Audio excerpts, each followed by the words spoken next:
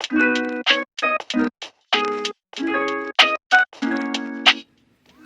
everyone, welcome to Centerspace's Maintenance a Minute. Today we're going to show you how to tighten a loose toilet seat. The only tool you'll need for this job is a large flathead screwdriver, but we realize that oftentimes people don't have one that big. So for this instance we can use a butter knife to substitute. First we're going to want to gently pry the cap off of the bolt. You reach under to hold the nut on the bottom side, gently turn, don't over tighten, and repeat on this side.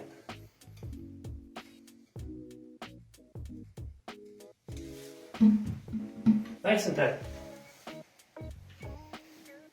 And that's all we need. Thank you for watching. We're glad to have you as a resident. If you have any other questions, let us know and we'll be glad to help.